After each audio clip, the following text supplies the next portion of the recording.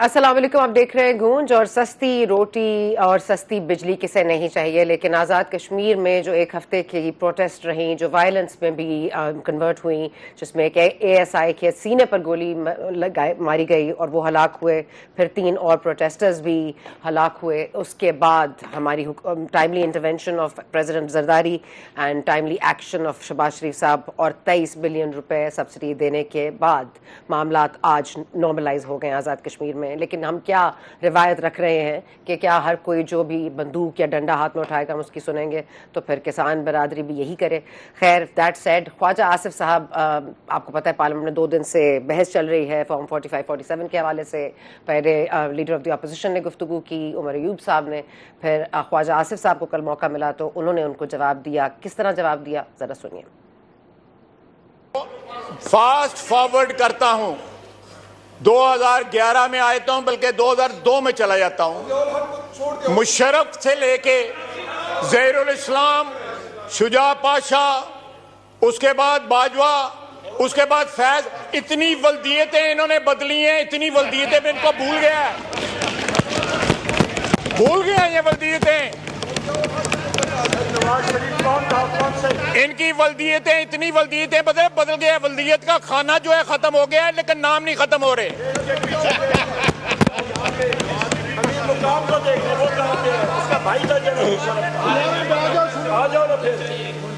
اس کے بعد جناب علی، اس کے بعد اب لنڈن پلان جو ہے امریکی بیانیہ کی جگہ اب لنڈن پلان آ گیا. جی آپ کی کیا فرمائش ہے؟ جی اور سارے بیچ میں سب بالکل کوئی ایکسیپشن نہیں ہے، کوئی ایکسیپشن نہیں ہے. جی دیکھ 2011 پانچ سیاسی ولدیتیں بدلی انہوں نے، 5، لیکن ہر دفعہ وردی والا والد بنایا. انہوں نے یہاں تک کہا کہ ایوب خان جنہوں نے پہلا مارشل لاء لگایا تھا، حالانکہ اسکندر مرزا نے لگایا تھا، لیکن ان اینی کیس ان کو قبر سے نکال کر ان کو پھر سے ٹانگا جائے. جو زندہ ہیں ان کو چھوڑ دیا جائے اور جو مر گئے ہیں ان کو قبروں سے نکال کے ڈالا جائے. تو روکا کس نے ہے؟ خواجہ آصف صاحب شروع کیجئے، بسم اللہ کیجئے. شاید پارلیمنٹ آپ کے ساتھ ہی ہو. ساتھ ساتھ آپ نے دیکھا ہوگا کہ ایک ہمارا جوڈیشل میٹر چل رہا ہے، جو 6 ججز کی خط ہے جو کہ سپریم جوڈیشل کاؤنسل میں چلنا تھا، لیکن اب سپریم کورٹ اس کو 6 ممبر بینچ دیکھ رہا ہے. اور اس میں ایک نئی ڈیولپمنٹ یہ ہوئی ہے کہ جسٹس بابر ستار صاحب نے پھر اسلام آباد ہائی کورٹ کے چیف جسٹس کو خط لکھا ہے، اور اس کے پیراگراف 13 کوئی لیک ہوا ہے جس میں یہ کہا جا رہا ہے کہ ان کو آڈیو لیکس کے کیس میں پیچھے ہٹنے کا مطالبہ ان سے کیا گیا. اور کوئی بہت ہائی پوسٹ پہ تھے، کوئی انٹیلیجنس ایجنسی کے، جنہوں نے ان سے رابطہ کیا. اس میں اچانک سے منصور عوان صاحب کو کیوں ضرورت پیش آئی کہ وہ میٹرز کو کلیئر کریں؟ ذرا انہی کی زبانی سنتے ہیں. یہ ایک ایسی ریکویسٹ جو لیجیٹمیٹ ہو، اور یہ میں بالکل اس بات کا میں سمجھتا ہوں کہ کوئی نہ حکومت نہ کوئی اور ریاستی ادارہ کسی بھی طرح سے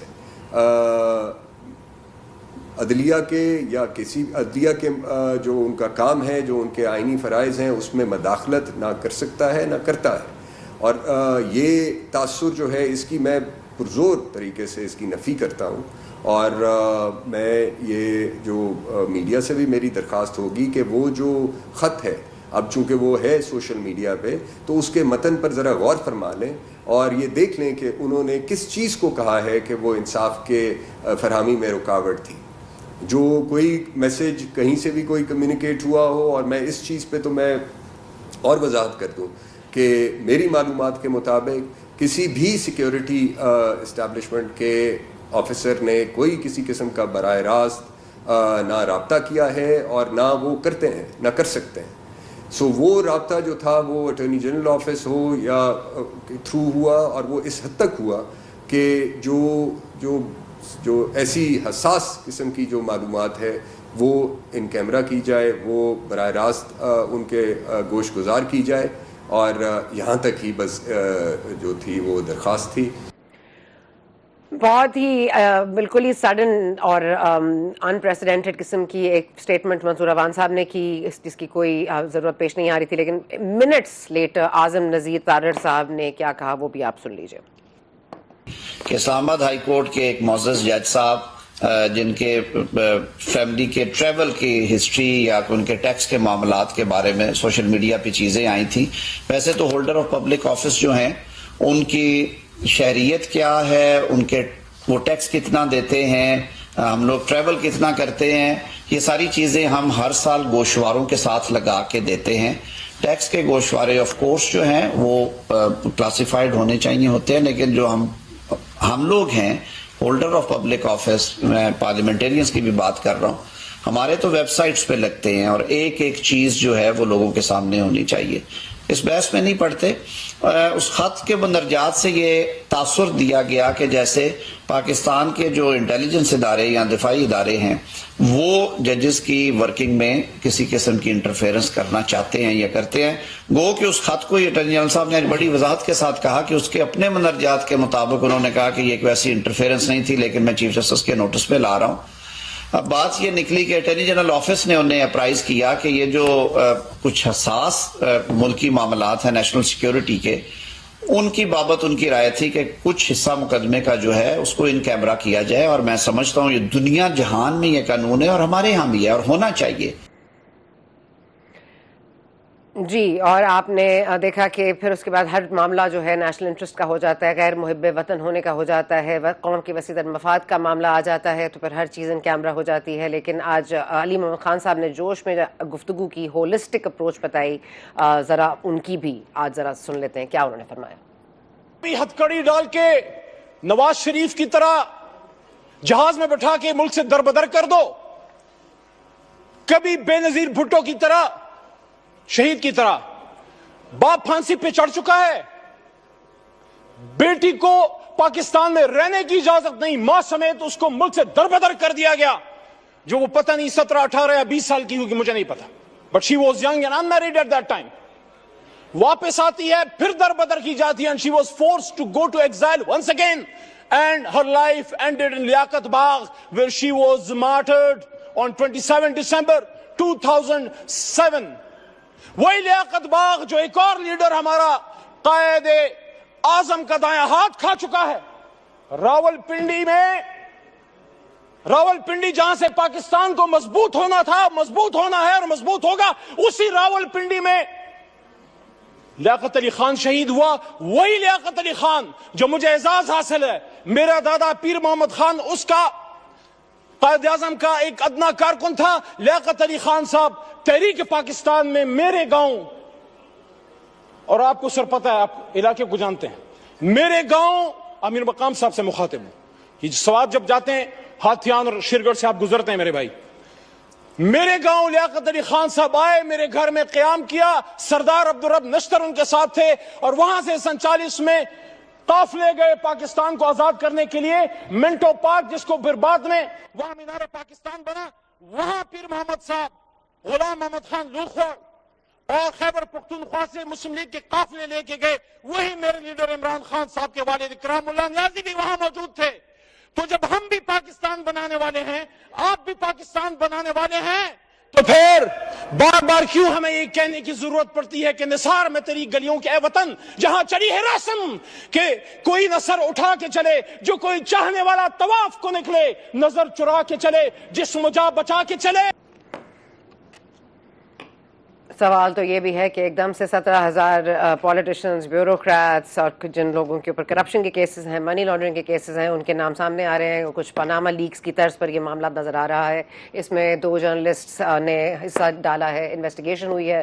دبئی میں پراپرٹیز ہیں, بلاول بھٹو صاحب کا نام آ رہا ہے, آصفہ بھٹو زرداری صاحبہ کا نام آ رہا ہے, اور یہ بات کل سے آپ کو پتہ ہے کہ بار بار فیصل واوڈہ صاحب بھی اٹھا رہے تھے, ان کا بھی نام آ رہا ہے. اس پر بھی مزید بات کریں گے. اس وقت ہمیں جوائن کیا ہے کامران مرتضیٰ صاحب, JUIFA کے سینیٹر ہیں. بہت شکریہ آپ کا سر, آپ نے وقت دیا ہمارے ساتھ. اور موجود ہے تیمور جھگڑا صاحب, پاکستان تحریک انصاف, آپ کا بہت شکریہ تیمور جھگڑا صاحب. پہلے تو اس ججز والے حوالے سے بات کر لیتے ہیں کامران مرزا صاحب, کیونکہ you are the best guide. آپ ذرا بتا دیجیے گا کہ یہ ایک خط آتا ہے, ایک خط لکھا جاتا ہے جسٹس عامر فاروق کو, چیف جسٹس آف اسلام آباد ہائی کورٹ بابر ستار صاحب لکھتے ہیں, آڈیو لیکس کا کیس کا ایگزامپل کوٹ کرتے ہیں, اس کا ایک پیراگراف لیک ہوتا ہے, اور اس کے بعد منصور اوان صاحب بیچ میں آتے ہیں, پھر اعظم نذیر تارڑ صاحب نیشنل سیکیورٹی کا بہانہ بناتے ہیں. آپ کو یہ کوئی معاملہ کنیکٹڈ لگ رہا ہے؟ دیکھیے معاملہ کنیکٹڈ ہوتا ہے، اور اس بات کو جتنا بھی آپ دبائیں، اعظم صاحب میرے دوست ہیں جو جتنا بھی اس معاملے کو دبائیں، مگر ہوتا یہ ہے کہ کہیں نہ کہیں پہ مداخلت کی کوشش کی جاتی ہے. جو دب جاتا ہے اس کو دبا لیتے ہیں ادارے بھی اور حکومتیں بھی، اور جو نہیں دبتا وہ پھر اس طرح سے جو ہے اس کے لیے مسائل کریٹ کیے جاتے ہیں. مگر یہ تمام ہائی کورٹس میں یہ مسئلہ یقیناً موجود ہے اعلیٰ عدلیہ کے ساتھ، کہ دبانے کی جو ہے وہ مختلف معاملات میں کبھی دبانے کی کوشش ہوتی ہے، کبھی ان کو جو ہے نا پاکستان کے نام پہ ورغلایا جاتا ہے، بعض جگہ پہ واٹس ایپ گروپ بنائے جاتے ہیں اور ان کو جو ہے نا وہ پھر انسٹرکشنز پاسان ہوتی ہیں، مگر اس کو پروو نہیں کیا جا سکتا، مگر سب کو پتہ ہے کہ یہ ہوتا ہے. اور وہ جو کہہ رہے ہیں بابر ستار صاحب وہ بالکل ٹھیک کہہ رہے ہیں کہ یہ اٹیمپٹ ہوتی ہے. اب وہ کوئی دب جائے تو الگ بات ہے، نہ دبے تو وہ پھر اس کی الگ سی بات ہو جاتی ہے. لیکن منصور اول صاحب کو یہ کہنا سر کہ وہ ان کیمرہ ہونا چاہیے، اس کے بعد اعظم نذیر طارق صاحب نے بھی ان سے آواز ملائی اور انہوں نے کہا ہاں ان کیمرہ ہونا چاہیے، نیشنل سیکیورٹی کے مسائل ہیں، ہمارے دشمن ممالک ہمیں سن رہے ہیں، اور یہ ججز کے اوپر پریشر ڈال رہی ہے ایجنسیز، اس سے ہمارے دوست یا دشمن ممالک کو کیا فرق پڑ رہا ہے، ذرا اگر آپ سمجھا دیں تو. دیکھیے ہم اپنے دشمن خود ہیں. میرا خیال ہے کہ اب ہمارے ساتھ کوئی دشمنی بھی نہیں کر رہا یا ہمیں اپنی دشمنی کے قابل بھی نہیں سمجھ رہا. یہ بہت بری بات ہے جو میں کر رہا ہوں، مگر لوگ جو ہے نا جو ہمارے آس پاس ملک ہیں ان میں سے شاید جو ہے نا وہ ہم کو اپنی دشمنی کے قابل بھی نہیں سمجھتے ہیں. دیکھ لیجئے نا ان کے ہاں جو ہے نا وہ سارا سسٹم جو ہے وہ ان کے دستور کے مطابق، ان کے قانون کے مطابق درست طور پہ تبدیل ہوتا ہے. ان کے ریزروز دیکھ لیجئے، ان کی معیشتیں دیکھ لیجئے، ہر چیز ان کی سموتھ چل رہی ہے. ہمارے ہاں وہ اونٹ تیری کون سی پل جو ہے نا وہ سیدھی ہے. ہمارے ہاں تو پرابلم یہ ہے. ہمارے ہاں وہاں پہ انڈین وہ ایک چیف کا میں نے وہ کلپ دیکھا تھا، اس میں وہ کہہ رہا تھا کہ مجھے میری پورا کیریئر ہے اس نے لوور جوڈیشری سے شروع کیا تھا اور چیف جسٹس تک. اس نے کہا کسی کی جرت نہیں ہے کہ مجھ کو کوئی اس طرح سے جو ہے نا وہ کسی معاملے میں کہہ سکے. اور ہمارے ہاں تو جرت کیا، ہمارے ہاں تو اس کو جو ہے نا اس کی بیڈ روم میں بھی کیمرے لگا دیے جاتے ہیں، اس کے واش روم میں بھی کیمرے لگا دیے جاتے ہیں. اس کے نہیں تو اس کے بچیوں کے ساتھ، اس کی بیوی کے ساتھ، اس کے آس پاس جو عزیز اقربا ہیں ان کو ساتھ.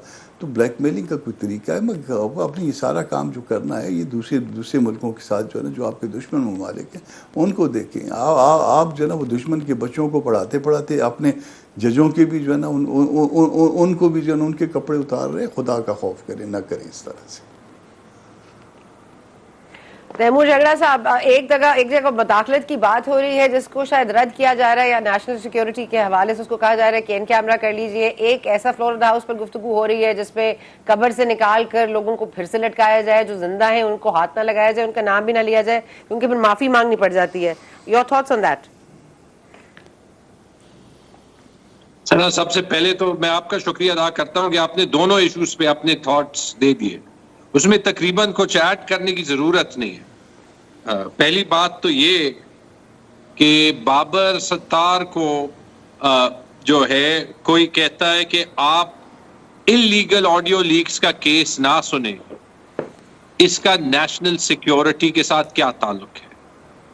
یہ ایک پبلک انٹرسٹ ایشو نہیں ہے، کیونکہ جب انلیگل ٹیپنگز ہوتی ہیں اور ان کو مسکنسٹرو کیا جاتا ہے، and I've been a victim, right? تو پھر اس کے بعد کیا اس غلط کام کو ہمیں روکنا چاہیے اور وہ روکنے سے ہماری نیشنل سیکیورٹی بہتر ہوگی، یا یہ کہ اس پہ ہم ایک اور ایشو اس کو بنا دیں کہ جس پہ ہم پردہ ڈال دیں؟ اور دوسری چیز، یہ جو ٹرینڈ ہے نا ماضی پہ جانے کا، جیسے آپ نے خود کہا، I can't put it in better words، کہ جو ابھی اس دنیا میں نہیں ہے اس نے ٹھیک غلط کیا ہے یا ٹھیک کیا ہے، اس کو تو قبر سے نکال کے اس کو الٹا لٹکا دیں، لیکن جو آپ کے ساتھ ہے اور وہ غلط کر رہا ہے اس کے سارے گناہوں پہ ہم پردے ڈالیں. اس کی وضاحت بھی میرے خیال میں صرف خواجہ آصف صاحب کر سکتے ہیں. مجھے تو وہ والے خواجہ آصف صاحب یاد ہیں جو آج سے 22 سال پہلے 2002 میں الیکشن ہوئے تھے نا، بڑی تگڑی جو ہے وہ تقریر کر رہے تھے مشرف صاحب کے خلاف اور لگ رہا تھا کہ ایک پرنسپلڈ پولیٹیشین ہے. لیکن شاید ہمارا جو یہ دوسرا والا ایکو سسٹم ہے، اگر ان دونوں ایشوز کو جوڑ دیں جب آپ لوگوں کے کمروں میں کیمرے لگائیں گے اور آپ دن رات میسج یہ دیں گے کہ سیاست چلے گی، تب جب آپ ان لائن ہوں گے تو پھر وہ 22 سال پہلے والے خواجہ آصف آج وہی بن جاتے ہیں جو بن گئے.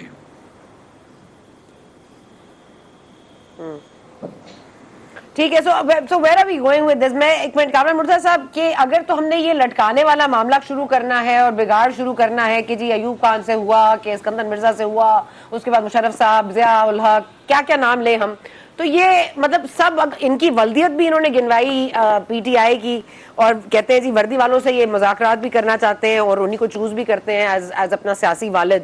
لیکن ہمارے اور پولیٹیشنز کیا کچھ ڈفرینٹ کرتے ہیں؟ دیکھیے ہم سب نے جو ہے نا کہیں پہ غلطی کی ہوئی ہے.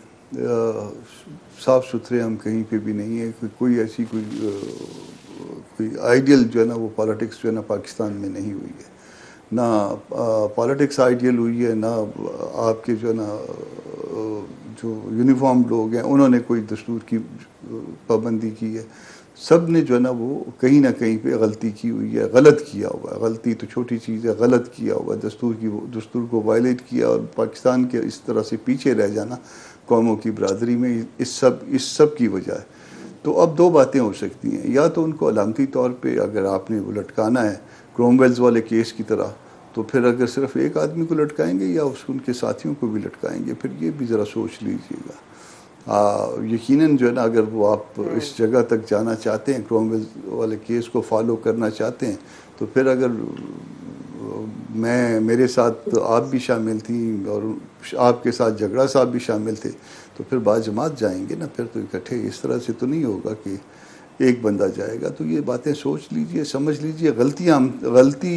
غلط ہم نے سب نے کیا ہوا. سر لیکن مولانا صاحب کا جو اس وقت پوزیشن ہے وہ بھی یہی پوزیشن ہے نا کہ یہ جو اسمبلی ہے یہ نوکری کر رہے ہیں، یہ عوام کے نمائندے نہیں ہیں، مینڈیٹ نہیں ملا ہے ان کو، اور یہ کس نے بنا دی ہے کابینہ، کس نے بنائی ہے پارلیمنٹ. اب یہ تمام تر چیزیں مولانا صاحب کی بات یہی بات ہے مور اور لیس جو کہ پی ٹی آئی بھی کر رہی ہے. تو اس میں مولانا صاحب کو کوئی خاطر خواہ کامیابی ہوئی ہے؟ جلسہ تو بہت بڑا تھا پشاور میں، ہم نے دیکھا جس طرح ہم کہتے ہیں ملین مارچ، وہ تھا مطلب کافی بڑا تھا، تب بہت بڑی تعداد میں لوگ وہاں پہ موجود تھے. لیکن آپ کو لگتا ہے اس طرح سڑکوں کے تھرو کچھ بات جاری ہے کوارٹرز میں جہاں پہ سننی چاہیے یا اس پہ عمل ہونا چاہیے؟ کیونکہ پارلیمنٹ میں بیٹھ کے کہیں گے کہ جو برسر اقتدار ہے وہ خود کچھ نہ کرے، دوسرا کر لے. دیکھیے صرف یہ پشاور والا جلسہ بڑا نہیں تھا، اس سے پہلے کوئٹہ والا جلسہ بہت بڑا تھا. آپ کسی بھی جلسے سے، جو کوئٹہ والا نہیں ساری پشین والا جلسہ وہ بہت بڑا تھا، اس کے بعد کراچی والا بڑا تھا، پھر پشاور والا. ہمارے ساتھ پرابلم یہ ہے کہ وہ ووٹ جو ہے نا، وہ لوگ تو آپ کو سارے ہم جو ہے نا ایگزیبٹ کرواتے ہیں، مگر وہ پھر ووٹ ہمارے اللہ کو پیارے ہو جاتے ہیں. وہ پتہ نہیں کون کی فارم. ابھی ایک جگہ پہ ہمارے یہاں بلوچستان میں الیکشن تھا، تو وہ ہمیں پتہ چلا کہ وہ فارم 47 الیکشن سے 2 دن پہلے تیار کر لیا گیا تھا. یہ بعد میں الیکشن جو ہے نا سپریم کورٹ کی ڈائریکشن کے مطابق ہوا، تو فارم 47 جو ہے نا وہ پہلے سے پرچہ آؤٹ بھی ہو گیا تھا. تو یہ ہمارے ہاں جب اس طرح کی باتیں ہوں گی تو پھر تنگ آمد بجنگ آمد. اب لوگ تنگ آ گئے ہوئے ہیں. چھوٹی موٹی باتیں تھیں، لوگوں نے، ہم نے بھی سنا ہے، ہمارے اندر بھی جو ہے نا بہت سارے لوگ اس طرح آرگیو کرتے تھے کہ جی آہستہ آہستہ جو ہے نا وہ ہم منزل تک پہنچیں گے. جمہوریت جو ہے نا ابھی اس وقت پیور نہیں ہے، مگر آہستہ آہستہ جو ہے نا وہ ہم آ رہے ہیں. مگر یہ آہستہ آہستہ میں ہم نے بھی مٹی پلیت کی ہے اس ملک کی، اور انہوں نے بھی مٹی پلیت کی ہے، اور یہ بہت برا ہوا ہے اس ملک کے ساتھ. آپ دیکھ لیجئے ہندوستان کے ریزروز کہاں پہ ہیں، ہمارے ریزرو کہاں پہ ہیں. ہندوستان کی مثال دیتے ہوئے بالکل اچھا نہیں لگتا، مگر کیوں کرے. ایک جیسے لوگ، ایک جیسی شکلیں، ایک جیسی زبان، ایک جیسا آلموسٹ کلچر، اور وہ جو ہے نا آسمان پہ پہنچے ہوئے ہیں. ہم جو ہے نا وہ وہیں پہ، ہم $1 بلین کے لیے بھیک مانگ رہے ہیں. ہمارا قوموں کی برادری میں ہماری حیثیت کیا ہے؟ اور حیثیت نہ ہونے کی وجہ صرف ایک ہے، دستور کی پابندی نہ کرنا. اور آج کمٹمنٹ کرتے ہیں، ہم اپنی غلطیاں تسلیم کرتے ہیں، یہ کہتے ہیں معافی مانگو. حالانکہ معافی اس چیز کی نہیں ہوتی. اگر وہ مئے والا واقعہ، 9 مئی والا واقعہ اگر انہوں نے غلط کیا ہے تو سزا ہونی چاہیے. آپ معافی دینے والے کون ہوتے ہیں؟ اور اگر کسی اور نے غلط کیا تو پھر ان کو سزا ہونی چاہیے. آپ کو یہ کہنا کہ وہ معافی مانگ لیں پھر ہم بات کریں گے، تو یو آر نو باڈی، آپ یہ بات کر ہی نہیں سکتے. تو اگر یہ باتیں جو ہے نا اس سے نکل آئیں اور ہم سارے کمٹمنٹ کریں کہ ہم سے غلطیاں ہوئی ہیں، ہم نے غلط کیا ہے ماضی میں، مگر آئندہ نہیں کریں گے، اس سبز کتاب کو پکڑ کے آگے چلتے ہیں. ایک اور دوسرا جو ہے نا کرپشن فری پاکستان. اگر یہ دو باتیں ہم کر لیں گے اگلے 10-20 سال میں ہم کسی منزل کی طرف روانہ ہو جائیں گے. چلے کم از کم اس بات میں تو بہتری آئی ہے کہ پارلیمنٹ میں کم از کم یہ بنیادی طور پر بات تو ہونا شروع ہوئی ہے. ٹھیک ہے وہ ہنگامہ آ رہا ہے اپنی جگہ ہے، لیکن کم از کم لوگوں کو بولنے کا موقع مل رہا ہے. اسپیکر صاحب بھی کافی چیزوں کو مینج کر رہے ہیں، بلکہ آج علی محمد خان صاحب نے اسپیکر صاحب کو کہا ہے کہ لوگوں کو بٹھائیں، وہ شروعات کریں. تیمور جھگڑا صاحب، ایک تو آئی ایم ایف نے بھی آج کا یہ دیا ہے پرائیویٹائزیشن اپنی جگہ، ایف بی آر اور ٹیکس ریونیو اپنی جگہ، لیکن پولیٹیکل اسٹیبلٹی پہ بھی بہت اصرار کیا ہے. آئی ایم ایف کی ٹیم یہاں پہ موجود ہے، تو political stability has to come. So will it come through the parliament now you think? سارا political stability will come through courage, بہادری سے آئے گی. شاید اس کا ذریعہ پارلیمنٹ ہو، اور میرے خیال میں اس کا بسم اللہ پارلیمنٹ سے ہی ہو سکتا ہے، لیکن بہادری کی ضرورت ہوگی. اور وہ کیسے؟ وہ ایسے کہ کسی کو تو اپنی غلطی ماننی پڑے گی اور سٹیپ بیک کرنا پڑے گا. اور یہاں پہ پہل، آئی ایم سوری، گورنمنٹ یا وہ ادارے گورنمنٹ کے جن کے پاس ڈی فیکٹو پاور ہے، اس کے علاوہ کسی اور سے شروع نہیں ہو سکتی، کیونکہ اس سسٹم کی جو ہر خامی تھی اور جو ہر انڈر دا ٹیبل طریقہ تھا وہ ایکسپوز ہو رہا ہے. مثال کے طور پہ جیسے آپ نے بابر ستار کی بات کی، میرے خیال میں سارے ملک کو فی الحال بابر ستار کے ساتھ کھڑا ہونا چاہیے، کیونکہ ایون ایز اے جج ہمارا جو کلچر ہے نا، اس میں میرے خیال میں انصاف ملنے کا چانس اتنا کم ہے تھرو سسٹمز کہ جو بندہ کھڑا ہوتا ہے وہ اکیلا کھڑا ہوتا ہے. میں نے پرسنلی ایکسپیرینس کیا ہے، اور میں آج سوچ رہا تھا جب بابر ستار کا یہ کھاتا ہے، دیکھیں آئی ہرڈ کہ یہ جو اٹارنی جنرل ہے ان کے بڑے اچھے دوست ہیں. It didn't take him 2 minutes to make a needless statement, right? تو یہاں پہ اگر اس پورے کرائسس میں ایک موقع ہے، وہ موقع یہ ہے کہ ہم اس کرائسس کو اپرچونٹی بنا لیں، ہم اپنا نظام ٹھیک کر لیں. کامران مرتضیٰ صاحب نے کہا کہ انڈیا کیوں آگے ہے. انڈیا کے پاس بھی یہی آئی ایم ایف کا پروگرام 91 میں آیا تھا. Manmohan Singh said nothing again. وہ ایک ہی راستے پہ ریفارم کے، اوپن مارکیٹ اکانومی پہ 91 سے آج 33 سال ہو گئے ہیں وہ چلے. فرق ایک صرف کیا تھا؟ Political stability. اس وقت 91 میں بھی وہاں پہ الیکشنز ہوتے تھے 6-7 ہفتوں میں، 7 ہفتے بوریاں جو ہے اس میں ووٹ پڑے ہوتے تھے، کوئی انگلی نہیں اٹھاتا تھا. آج بھی جتنی تلخی وہاں کانگریس اور بی جے پی کے درمیان ہے، بوریوں میں ابھی بھی ووٹس پڑے ہیں، الیکشن ساتھ ہو بھی رہا ہے. نہ کوئی فارم 45-47 کا چکر ہوگا، نہ کوئی انگلی اٹھائے گا. تو ہم کون سی مٹی سے بنے ہوئے کہ ہم یہ کام نہیں کر سکتے؟ اگر یہ کام شروع کریں، چلے let me just trust me.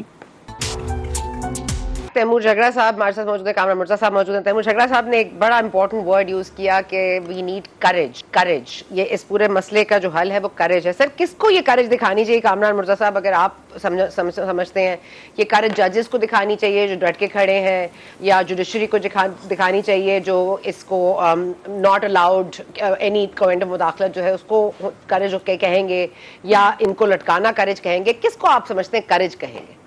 What is courage? دیکھیے کریج جو ہے وہ ہر ایک کو، ہر پاکستانی کو جو ہے وہ دکھانی چاہیے. وجہ اس کی یہ ہے کہ ہمارے پاس اس کے بعد موقع نہیں رہا. کریج جو ہے وہ ان کو بھی دکھانی چاہیے جو بیرک سے باہر ہیں، اور ان کو واپس بیرک میں جو ہے وہ جانے کی کریج دکھانی چاہیے. کریج جو ہے وہ عدلیہ کو دکھانی چاہیے. کریج مجھے اور آپ کو بھی دکھانی چاہیے، میڈیا پرسن کو، پارلیمان میں بیٹھے ہوئے لوگوں کو، ایک عام شہری کو، سب کو یہ کریج دکھانی چاہیے. یہ ہمارا ملک ہے اور اس کے لیے ہم کو آگے چلنا ہے. اگر ہم اسی طرح سے جو ہے نا وہ ہر بات پہ کمپرومائز کرتے جائیں گے، ہر بات کو جو ہے نا وہ قالین کے نیچے دبا کے اور اس کو کہیں گے جی یہ مجبوری تھی، اور اپنی وکالت کرتے جائیں کہ جی یہ تو ٹھیک تھا، میرے باپ نے جو کیا تھا، میرے دادا نے جو کیا تھا، یا میرے ساتھ جو ہے نا جو کچھ ہوا وہ تو ٹھیک تھا، مگر آپ کے ساتھ جو آپ کے والے نے کیا تھا وہ غلط تھا، تو اس طرح سے بات نہیں ہوگی. جو ہو گیا ہو گیا. آگے چلیے، کم از کم اس ملک کو جو ہے نا وہ اگلے 10-20 سال میں ہم درست سمت میں ڈال جائیں. ہماری زندگی اگر ہوگی تو اتنی زیادہ ہو سکتی ہے. اچھا آخر میں کامران صاحب میں آپ کا وقت زیادہ نہیں لینا چاہ رہی، لیکن آخر میں کامران مرتضی صاحب، مولانا صاحب سے مذاکرات کرنا کوئی نہ نہیں ہے، اس پہ مذاکرات کرنا پی ٹی آئی سے نہ ہے، تو مذاکرات کرنا چاہتے ہیں مولانا صاحب، اور کس کے ساتھ کرنا چاہتے ہیں اور کس بنیاد پہ کرنا چاہتے ہیں؟ دیکھیے، میں اپنے ایک ذاتی آپ کو بات بتا دوں، میں اسٹیبلشمنٹ سے مذاکرات کا حامی نہیں ہوں. پی ٹی آئی میرے خیال میں جتنی بھی خراب ہو مگر ایک سیاسی قوت ہے، اس کے ساتھ مذاکرات ہو سکتے ہیں. نون جتنی بھی خراب ہو اس کے ساتھ مذاکرات ہو سکتے ہیں. ہم خود جتنے بھی خراب ہوں ہمارے ساتھ جو ہے وہ کوئی بھی سیاسی قوت مذاکرات کر سکتی ہے، مگر جو ہے نا وہ اسٹیبلشمنٹ سے مذاکرات جو ہے یہ اگین ایک تانا ہوگا، اور اس مذاکرات کے نتیجے میں جو کچھ ملے گا یا جو کچھ بنے گا وہ اگین غلط ہوگا، اور پھر غلطی کے اوپر کوئی جو بھی عمارت بنے گی اس سپر سٹرکچر پہ وہ جو انفراسٹرکچر ہے وہ پھر اسی طرح سے ختم ہو جائے گا، تباہ ہو جائے گا. اس تباہی سے بچیے، پاکستان کو درست راستے پہ ڈالیے. درست راستہ دستور کا ہے، قانون کا ہے. اوکے، بہت شکریہ کامران مرتضی صاحب نے وقت دیا. تیمور جگرا صاحب، now time is all yours. آپ بتائیے گا کہ آپ نے ورڈ یوز کیا، اس کو آئی تھنک بیسٹ ایکسپلین بھی کیا کہ we all have to be courageous in all quarters. So آپ کو لگ رہا ہے کہ یہ ان کیمرا اب یہ چلے گا معاملہ؟ آپ کو لگتا ہے کہ somebody has succumbed to the pressure؟ دیکھیں، اگر آپ خان صاحب کے ٹرائل کی بات کر رہے ہیں تو اگین یہ یہاں بھی کریج یا دلیری دکھانی پڑے گی. عمران خان کا رائٹ ہے کہ وہ اپنے آپ کو ریپرزینٹ کریں. عمران خان کا رائٹ صرف ویڈیو لنک پہ نہیں ہے. جیسے ان کو ہر ہفتے لاہور سے اسلام آباد بلاتے تھے نا کہ اس فیک کیس میں پیر ہو جاؤ، اس پہ ہو جاؤ، تو اگر اس وقت عمران خان کی سیکیورٹی ارینج ہو سکتی تھی یا ان کی سیکیورٹی کا مسئلہ نہیں ہے، ابھی یہ پورا ملک دیکھ رہا ہے کہ عمران خان ویڈیو لنک پہ پیش ہوگا، اور کیا سپریم کورٹ کے پاس وہ کریج ہوگی کہ جو انہوں نے لائیو ٹرانسمیشن امپورٹنٹ کیسز کی شروع کی ہے، کہ یہ ملک دیکھ لے کہ عمران خان کیسے ہیں اور کیا کہتے ہیں. پہلی چیز. اور یہ واقعی بات صحیح ہے کہ کریج یا دلیری ہم سب کو دکھانی. And I would just state کہ حکومت کو یہ دلیری دکھانی ہے کہ وہ یہ ایڈمٹ کرے کہ اگر یہ مینڈیٹ ان کا نہیں ہے تو پھر وہ پیچھے ہٹے. پاکستان سے زیادہ ضروری نہیں ہے. اسٹیبلشمنٹ کو بھی ابھی یہ دلیری ضرور دکھانی ہے کہ یہ مسئلہ ان کا اور عمران خان کا جتنا بھی پرسنلائز لگے، یہ ابھی پرسنلائز نہیں ہے. اس سے زیادہ ضروری ہے کہ وی آل بیک آف، کیونکہ پاکستان کی سب سے بڑی پارٹی اور پاکستان کی اسٹیبلشمنٹ ایک دوسرے کے آمنے سامنے نہیں کھڑی ہو سکتی. This is not good for the country. اور عمران خان کو بھی یہ کریج دکھانی پڑے گی، وہ ڈیل نہیں، کریج، کہ دیکھیں کہ اگر آگے بڑھنے کا راستہ ہے تو اس میں ریونج کی ضرورت نہیں ہے. یہ ریونج کے سائیکلز بھی بہت ہو گئے ہیں. لیکن جو میں کہہ رہا ہوں کہ وہاں عمران خان جیل میں پہل انہوں نے کرنی ہے جن کی ہاتھ میں طاقت ہے، اور ہم سب کو جو اس میں چھوٹے سٹیک ہولڈرز ہیں بس اتنی سی کریج دکھانی پڑے گی کہ سچ بولیں. اور اگر آگے کوئی ایسے موقع ملے جہاں پہ ایکسپیڈینس، یعنی مطلب کہ اپنے فائدے کی بات ہو یا اصول کی بات ہو، کہ اصول کے ساتھ کھڑے رہیں.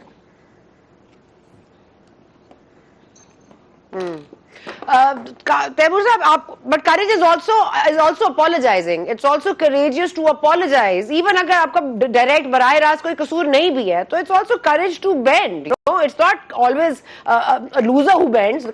Courageous leaders also bend. معافی مانگ لیتے ہیں آگے تھوڑا سا، یہ they come up down a few notches. کیا خان صاحب سے بھی ہم یہ امید رکھیں؟ اگر خان دیکھیں ان اے وے، میرے خیال میں جو 2 سال خان صاحب حکومت میں نہیں تھے، جو ہم ٹروتھ اینڈ ریکنسیلیشن کی بات کرتے ہیں کہ جتنا خان صاحب نے ہمارے سسٹم کے چلنے کے بارے میں سچ بولا وہ کسی نے نہیں بولا. میرے خیال میں اس کو جو آپ نے اپالوجی کا یا جو ٹرم ہے لیٹن کا انگریزی میں استعمال ہوتا ہے میاں کلپا یعنی میری غلطی, وہ انہوں نے کہہ دی کہ جو چیز ان کی غلطی تھی. اچھا یہ کام نواز شریف نے بھی کیا ہے. جب نواز شریف نے یہ کیا کرتے کرتے کرتے کرتے کرتے انہوں نے ووٹ کو عزت دو کا بیانیہ بنایا, لیکن ووٹ کو عزت دو کا بیانیہ بنانے کے صرف 5 سال بعد, مطلب جس طریقے سے انہوں نے ووٹ کی بیزتی میں پارٹیسپیشن کی پاکستان کی تاریخ میں نہیں ہوئی. But there's no doubt we should all apologize for anything we've done wrong. ٹھیک ہے, بٹ اپالوجی سے پہلے اپالوجی کریں, پیچھے جائیں, آگے جائیں, یہ سسٹم ٹھیک تو کر دیں, پھر پیچھے بھی جاتے ہیں, اپالوجیز بھی کرتے ہیں, جو کرنا ہے کرتے ہیں, لیکن ملک کو آگے لے جانا ہے. we're on the economic precipice, بالکل ایج پہ ہیں ہم. آپ نے آئی ایم ایف کی بات کی تھی, 2 سال سے یہ کہہ رہے ہیں کہ آئی ایم ایف کے بیل آؤٹ جو ہے وہ خود سے نہ سولوشن ہے, ہمیں بیل آؤٹ چاہیے, اس میں کوئی شک نہیں. نہ اگر صرف آئی ایم ایف ہمیں کہے گا اور ہم زبردستی کریں گے we will get with the best steps. لیکن اگر پولیٹیکل سٹیبلٹی نہ ہو تو کوئی آئی ایم ایف کا پروگرام جو ہے وہ ہمیں اپنے اکنامک مسائل کے حل نہیں دے سکے گا. یہ آج آئی ایم ایف بھی کہہ رہی ہے, یہ امپلیسٹلی شاید ان ممالک نے بھی کہا جو ہمارے دوست ہیں. ٹھیک ہے جاگرا صاحب, آج کے پروگرام سے اتنا ہی. آپ سے اب ملاقات ہوگی کل, and till then take care and we will see you tomorrow.